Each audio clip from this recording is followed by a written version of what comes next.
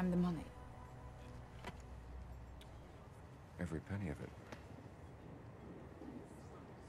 The Treasury has agreed to stake you in the game. Vesper. I do hope you gave your parents hell for that. Thank you. Your boss must be well connected. I've never seen so much go out the door so quickly. Not quite so stylishly. May I ask you where it is? 10 million was wired to your account in Montenegro, with a contingency for 5 more if I deem it a prudent investment. I suppose you've given some thought to the notion that if you lose, our government will have directly financed terrorism.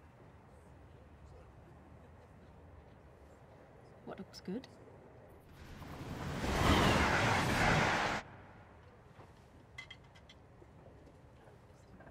So you're telling me it's a matter of probability and odds? I was worried there was some chance involved. Well, any of you assume the player with the best hand wins. So that will be what you call bluffing. You've heard the term. Then you'll also know that in poker you never play your hand. You play the man across from you. And you're good at reading people. Yes, I am. Which is why I've been able to detect an undercurrent of sarcasm in your voice. And now short our money is in good hands. You don't think this is a very good plan, do you? So there is a plan. I got the impression we were risking millions of dollars and hundreds of lives on a game of luck. What else can you surmise, Mr. Bond? About you, Miss Lind? Well, your beauty's a problem. You worry you won't be taken seriously. Which one can say of any attractive woman with half a brain?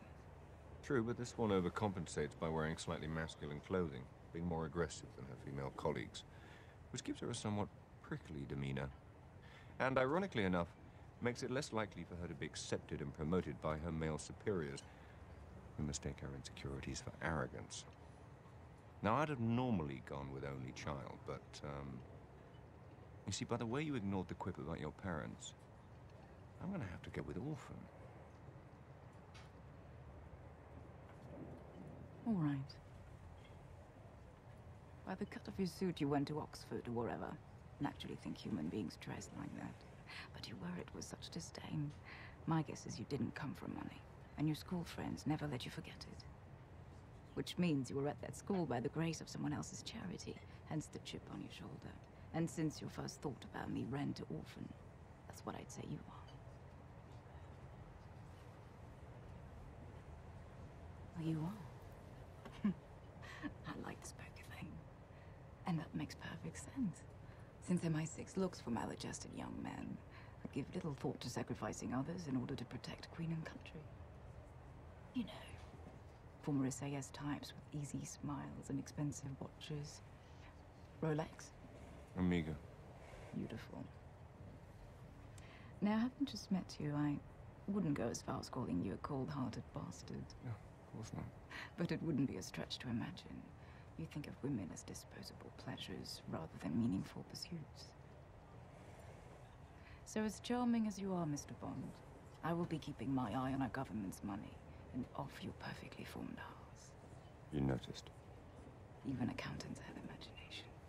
How was your lamb? Skewered. On sympathizers. Good evening, Mr. Bond. Good evening, Miss Lind.